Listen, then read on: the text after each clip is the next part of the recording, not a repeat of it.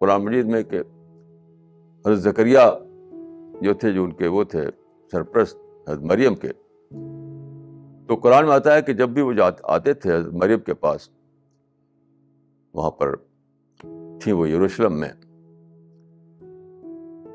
وجد انتہا رزقا، جب بھی آتے تھے وہ تو ان کے پاس رزق پاتے تھے.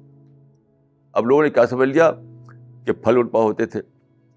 یعنی اپنے تھرڈ کلاس کے ذہن کو لے کر کے ہم قرآن پڑھتے ہیں. ہم سب سے بڑی چیز یہی سمجھتے ہیں کہ بے موسم پھل ہمیں ملنے لگے. خدا کے نزدیک بڑی چیز نہیں ہے یہ. خدا کے نزدیک اسپریچول فوڈ، انٹلیکچوئل فوڈ. تو ان کے پاس جب آتے تھے تو وہ بڑی بڑی باتیں کرتے تھے، وزڈم کی بات، اسپریچولیٹی کی بات، گاڈ کانشسنس کی بات.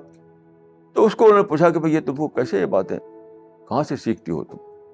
تو وجد انتہا رزقا جو ہے قرآن مجید میں، وہ اسی معنی میں ہے کہ مریم کے پاس وہ اسپریچول آئٹم پاتے تھے، انٹلیکچوئل آئٹم پاتے تھے.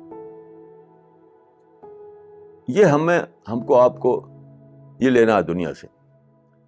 دنیا سے ہمیں انٹلیکچوئل فوڈ لینا ہے، اسپریچول فوڈ لینا ہے. وہ ہر وقت رہتا ہے ہمارے پاس آس پاس. ہر چیز میں جو بھی آپ دیکھیں اسی میں وہ فوڈ موجود ہے، ہر چیز میں موجود ہے.